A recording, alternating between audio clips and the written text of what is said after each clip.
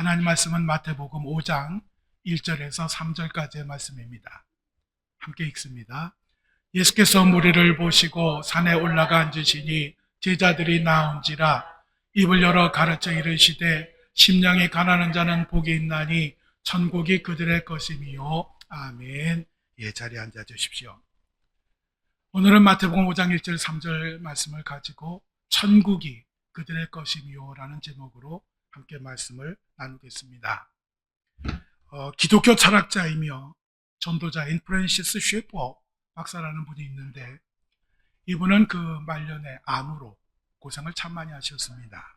그런데 암으로 투병 생활하는 중에도 쉐퍼 박사는 아픈 몸을 이끌고 살아가는 조국과 젊은이들에게 하나님의 말씀을 전하기 위해서 강단에 섰습니다. 그리고 얼마 남지 않은 그 생애의 마지막 설교에 온 힘을 쏟아서 피를 토하듯 이렇게 외쳤습니다. 사랑하는 젊은이들이여, 지금 여러분들의 젊음을 어디에 쓰려고 합니까? 행복한 삶을 사는데 인생의 목표를 두고 있습니까? 예수님을 믿지 않는 사람들도 행복을 추구하며 그것을 목표로 삼고 살아갑니다. 그러나 예수님을 믿는 우리는 그들과 무엇인가 달라야 하지 않겠습니까? 지금 우리의 문제는 바로 행복만을 구하고 거룩함을 구하지 않는 데 있습니다. 행복은 해피니스라고 하는데 이 단어는 본래 해폰이라는 동사에서 왔습니다. 그렇다면 우리의 인생 목표가 우연하게 일이 잘 되고 우연하게 돈을 많이 벌고 우연하게 성공하는 것이 되어야 할까요? 우리 2025년 우리 산성교회 표어는 빛과 소금 그리고 팔복입니다. 그리고 우리 1월 달의 표어는 심령이 가난한 자는 복이 있나니 라고 하는 것입니다. 여러분 잘 보고 기도하고 계시지요? 2005년에는 하나님께서 주시는 복이 무엇인가에 대해서 한번 깊이 생각을 해보고 또 이를 위해서 기도하고 그리고 하나님이 주시는 그 복을 많이 받았으면 합니다. 우리 예수님은 공생애를 시작하시면서 단편적인 가르침과 치유 사역을 하시다가 이제 마태복음 5장에 이르러서 천국 복음에 대해서 아주 자세하게 가르쳐 주셨습니다. 마태복음 5장부터 7장까지를 가리켜서 산상수훈 또는 산상설교라고 부릅니다. 산상수훈이라고 부르는 이유는 우리 예수님이 산에서 이 내용을 가르치셨기 때문입니다. 그런데 누가복음 6장 17절 이하에 보면 비슷한 내용이 나옵니다. 누가복음 6장 17절에 예수께서 그들과 함께 내려오사 평지에 서시니 라고 말씀을 합니다. 그래서 어떤 사람은 이것을 보고 누가복음 6장에 나오는 것은 평지복음이다 이렇게 이야기를 하기도 하고, 어떤 사람은 이 마태복음하고 누가복음의 내용이 비슷하기는 하지만 하나는 산에서 하나는 평지에서 말씀하셨으니까 다른 장소에서 다른 때 하신 말씀이다 라고 그렇게 이야기를 하기도 합니다. 그런데 히브리어와 헬라어에서 산이라고 하는 단어는 산악지역 또 산이 많은 지방이라고 하는 의미가 있습니다. 또 평지라고 하는 단어에는 산에 있는 평평한 지역이라고 하는 그러한 의미가 있습니다. 따라서 마태복음과 누가복음의 그 가르침이 각각 다른 장소에 사신 말씀이라기 보기에는 조금 무리가 있습니다. 고대 많은 주석가들은 예수님이 산에서 가르치신 이유를 모세가 시내산에서 하나님의 계명을 받으신 것을 빗대어서 예수님께서 산에서 가르치신 이 계명이 우리 백성들에게 주시는 새로운 계명이다 라고 그렇게 설명을 합니다. 일리가 있는 이야기입니다. 그래서 어떤 사람은 오늘 예수님께서 산에서 가르치셨다라고 하는 것을 빗대어서 바로 이 산을 신약의 시내산이다 라고 그렇게 설명을 하기도 합니다. 예수님의 말씀은 율법을 완성하시는 그러한 말씀이었습니다. 특별히 산상수훈 가운데 마태복음 5장을 가리켜서 그리스도교의 대헌장이라고 부릅니다. 예수님은 산에서 제자들을 가르치셨습니다. 근데 여기서 제자들이라고 하는 것은 12제자를 가리키는 것이 아니라 예수님을 따라다니던 수많은 무리들을 가리키는 것입니다. 예수님은 그들에게 8가지 복을 말씀하셨습니다. 그래서 마태복음 5장에 보면 복이 있나니라고 하는 말씀이 계속해서 반복이 되고 있습니다.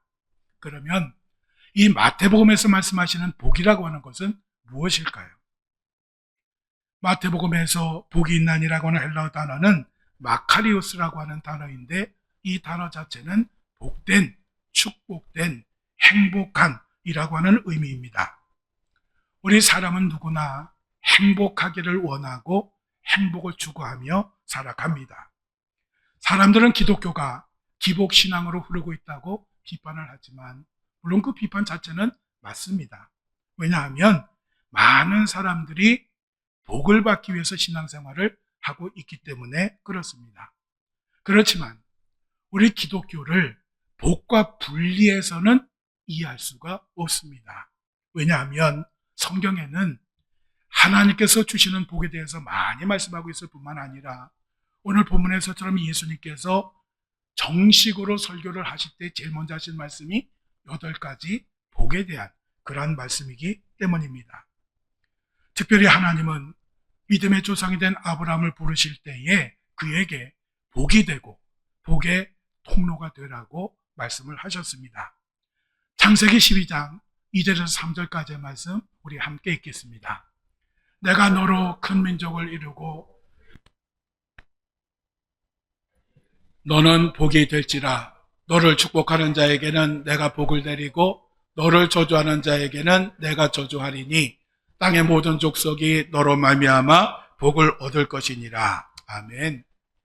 그렇기 때문에 우리는 복이 되어야 하고 복의 통로가 되어야 합니다. 이것이 우리를 향한 하나님의 뜻입니다. 그런데 문제는 세상 사람들이 생각하는 복과 하나님이 말씀하시는 복이 다르다는 겁니다. 세상은 행복이라고 하는 것을 소유를 바탕으로 생각을 합니다. 즉, 가지지 못하면 행복할 수가 없습니다. 남보다 못 가지면 늘 우리들은 상대적 박탈감을 느낄 수밖에 없습니다.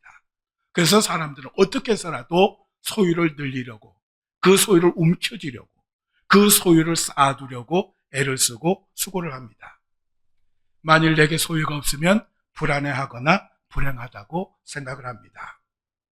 사실 우리가 이 세상을 사는 동안 많이 가질수록 평안한 삶을 사는 것은 맞습니다. 많이 가지면 다른 사람보다 더 강한 힘을 가질 수가 있고 또 많은 것을 누릴 수가 있습니다. 걱정과 근심이 없이 살 수 있을 것 같고 그리고 맛있는 것도 많이 먹을 수가 있고 남이 할 수 없는 것도 할 수 있는 그런 기회도 생깁니다. 또 쾌락도 누릴 수가 있습니다. 그래서 사람들이 자꾸 움켜쥐려고 하고 그것을 행복이라고 생각을 합니다. 그렇다면 우리가 한 가지 물어야 될 것이 있습니다. 그러면 우리가 많이 가지면 그만큼 행복하냐는 것입니다. 우리가 소유하는 것만큼 우리들 행복의 지수가 더 올라가느냐 하는 것입니다.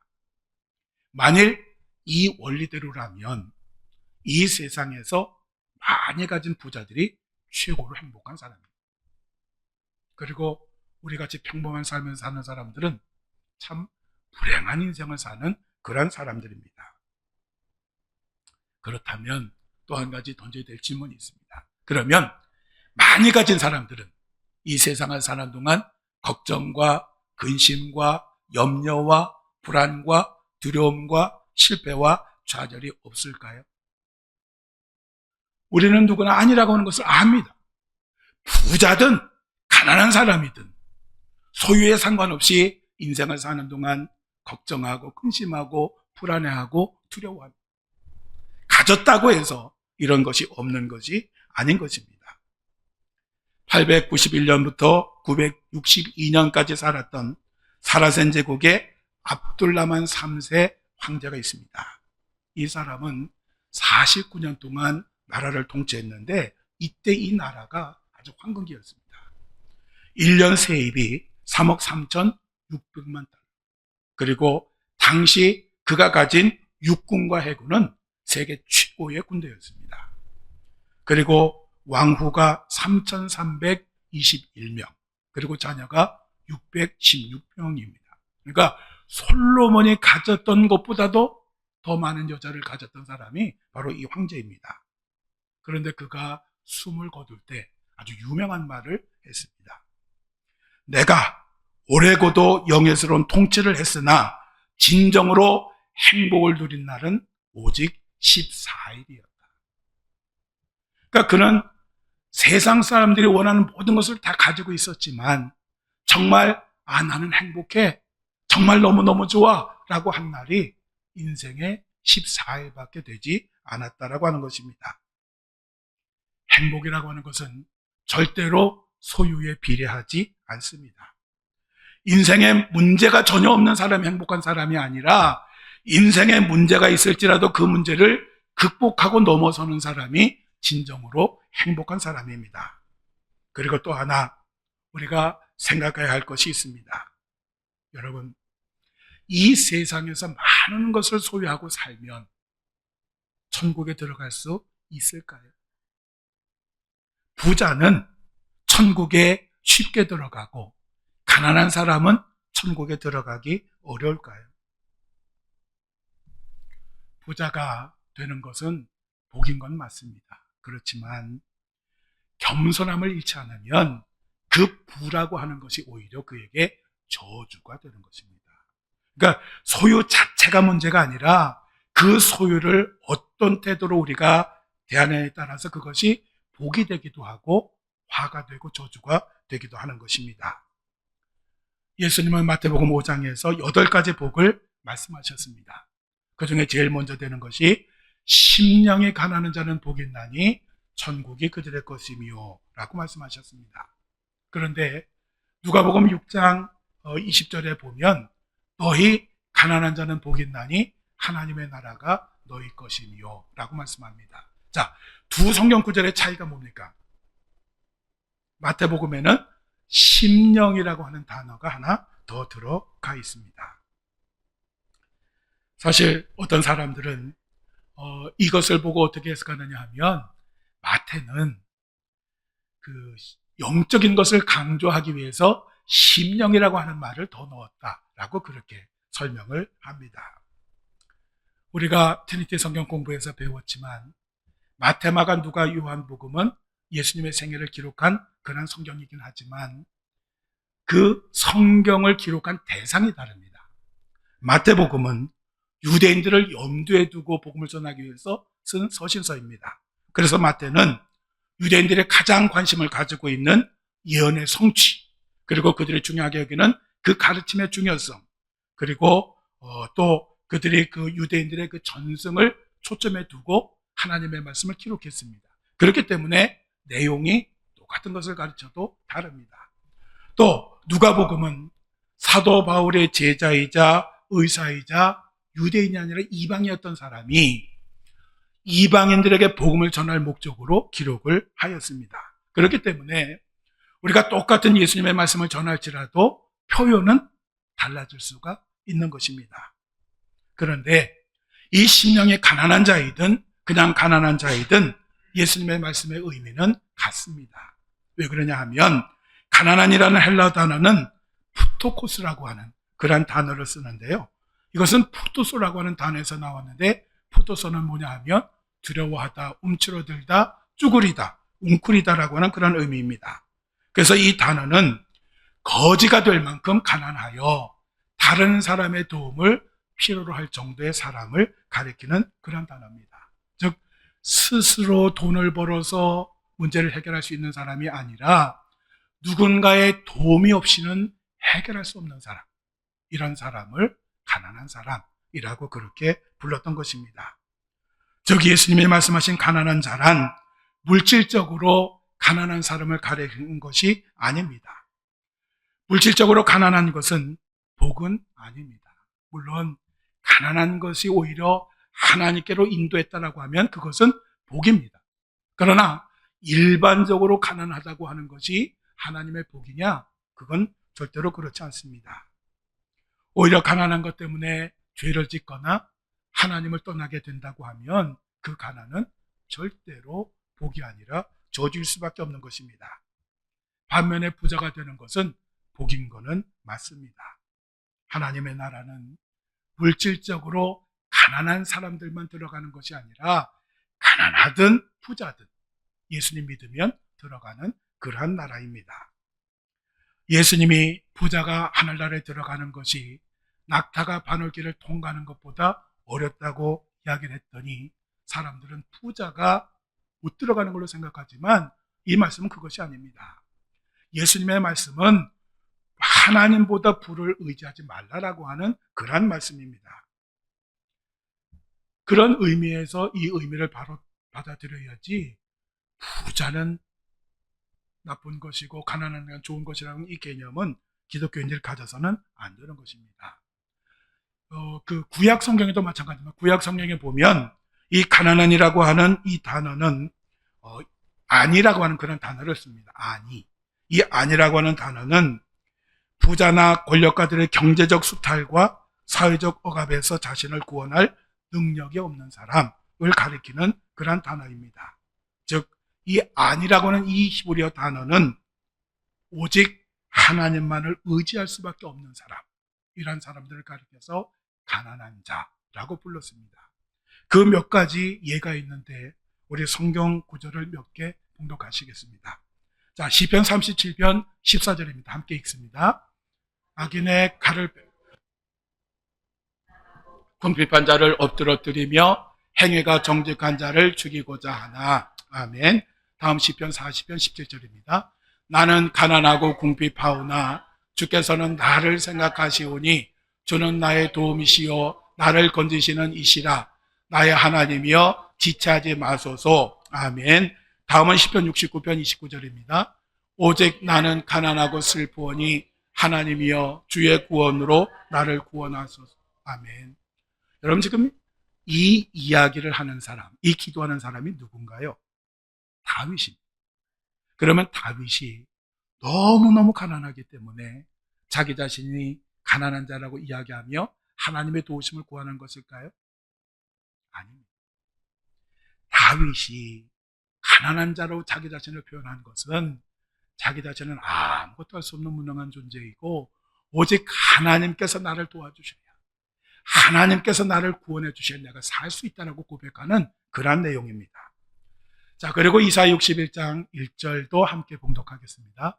주와의 영이 내게 내리셨으니 이는 여호와께서 내게 기름을 부으사 가난한 자에게 아름다운 소식을 전하게 하려 하심이라. 나를 보내사 마음이 상한 자를 고치며 포로된 자에게 자유를, 갇힌 자에게 노임을 선포하며. 아멘. 이 말씀에 보면 장차 이 땅에 오실 메시아, 즉 예수 그리스도는 가난한 자에게 복음을 전할 것이라고 말씀을 하고 있습니다. 즉 가난한 자라고 하는 것은 물질적으로 궁핍한 사람이 아니라고 하는 그런 말씀입니다. 만약에 우리가 이것을 그걸로 받아들인다면, 즉 여기서 가난한 사람이란 물질적으로 가난한 사람이라고 하면 우리 모두는 가난하게 살아야 돼요. 왜? 그래야 천국이 우리들의 것이니까. 그렇지만 우리 하나님은 그렇지 않으십니다. 우리 하나님은 우리가 늘 이웃들에게 베풀고 섬기고 나누기를 원하시고 우리가 꾸이는 것이나 꾸어주기를 원하시는 그러한 분이십니다. 또 우리가 도움을 받기보다는 세상 사람들 도와주기를 원하시는 분이십니다. 결국 가난한 자란 하나님의 도우심과 은혜가 없이는 살 수 없음을 인정하고 하나님 앞에 엎드리는 사람이라고 하는 그런 뜻입니다. 이 다른 말로 표현하면 온유하고 겸손한 사람이 하나님의 나라를 소유하게 된다고 하는 말입니다. 그런데 아까 말씀드렸듯이 마태복음은 누가복음의 말씀에다가 심령이라고 하는 표현을 더 썼습니다. 이 심령이라고 하는 헬라어 단어는 호흡, 생명, 영, 성령, 푸뉴마라고 하는 그런 단어를 씁니다. 그래서 우리가 이 성경을 제대로 이해하려고 하면 성경을 이해해야 되는데 성경은 사람이 기록했습니다. 그런데 사람이 기록을 하는데 그가 그의 생각과 그의 느낌을 기록한 것이 아니라 성령께서 그의 생각과 마음과 손을 주장하셔서 쓰게 하셨습니다. 그렇기 때문에 성경의 원저자가 누구냐? 하나님입니다. 그리고 성경은 하나님의 말씀입니다. 마태가 심령이라고 하는 말을 추가했다라고 하면 거기에는 충분한 이유가 있는 것입니다. 그러면 왜 마태복음에 이 심령이라고 하는, 영이라고 하는 그런 단어가 추가되었을까요? 요한 웨슬리는 심령이 가난한 자라는 말의 의미를 자신의 죄를 철저하게 깨닫는 사람, 예수님의 십자가 보혈이 없이는 죄사함을 받을 수 없음을 고백하는 사람을 가리킨다고 했습니다. 즉 심령이 가난한 사람은 누구냐? 심지가 약하거나 소심하거나 무능한 사람이 아니라 내 자신의 연약함과 한계를 깨닫고 자기 자신의 죄를 회개하며 하나님의 은혜와 자비를 구하는 사람, 바로 이런 사람이 가난한 사람이라는 것입니다. 이 심령이 가난한 자의 대표적인 예가 누구냐 하면 성전에도 감히 들어가지 못하고 하늘도 쳐다보지 못하고 다만 자기 자신의 가슴을 치면서 성전 밖에서 기도하던 세리의 모습입니다. 이 세리가 하나님 앞에 이렇게 기도했습니다. 우리 함께 읽겠습니다. 하나님이여 불쌍히 여기소서, 나는 죄인으로소이다. 바로 이 모습이 마태복음 5장 3절에 나오는 가난한 자는 복이 있나냐 할 때 이 가난한 자라고 하는 것입니다. 예수님은 이 세례를 가리켜서 이 사람이 의롭다 하심을 받고 그의 집으로 내려갔느니라 라고 말씀하셨습니다. 의롭다 함을 받았다라고 하는 얘기는 구원을 받았다는 얘기입니다. 구원을 받았다는 얘기는 하나님의 나라를 받았다라고 하는 그러한 이야기인 것입니다. 예수님은 심령이 가난한 자는 복이 있나니 천국이 그들의 것이다 라고 선언을 하셨습니다. 천국이란 인간의 노력이나 공로에 대한 대가나 보상이 아니라 심령이 가난한 자에게 주시는 하나님의 은혜요 선물인 것입니다. 그리고 이 천국이란 예수님의 말씀처럼 이 땅에서 이미 시작이 되었고 때가 되면 완성이 될 것입니다. 그래서 누가복음 17장 20절에 21절에 이렇게 말씀하셨습니다. 우리 함께 읽겠습니다.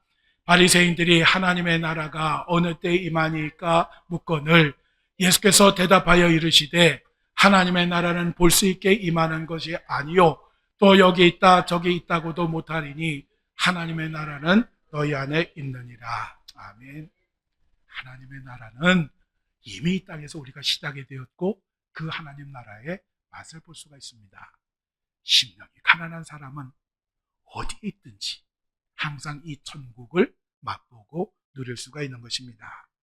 사랑하는 성도 여러분, 심령이 가난한 자는 복이 있어서 천국을 선물로 받게 됩니다.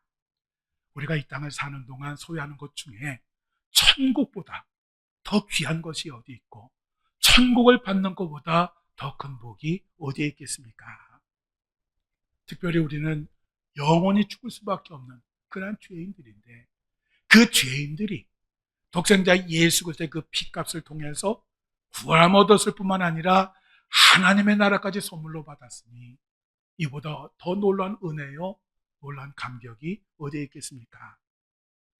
우리들은 항상 이 복을 받고 누리며 살아야 됩니다. 나중에 죽어서 가는 그 나라가 아니라 이 땅에서 하나님께 주신 이 복을 반드시 우리는 누리며 살아야 됩니다. 이 사람이 행복한 사람이고 이 사람이 가장 좋은 삶을 사는 그런 사람입니다. 오늘 이 설교 마지막으로 잠언 30장 7절에서 9절 우리 함께 읽고 마치겠습니다. 내가 두 가지 일을 주께 구하였사오니 내가 죽기 전에 내게 거절하지 마시옵소서. 곧 헛된 것과 거짓말을 내게서 멀리하옵시며 나를 가난하게도 마옵시고 부하게도 마옵시고 오직 필요한 양식으로 나를 먹이시옵소서. 혹 내가 배불러서 하나님을 모른다 여호와가 누구냐 할까 하오며 혹 내가 가난하여 도둑질하고 내 하나님의 이름을 욕되게 할까 두려워함이니이다. 아멘. 우리 다 함께 기도하시겠습니다.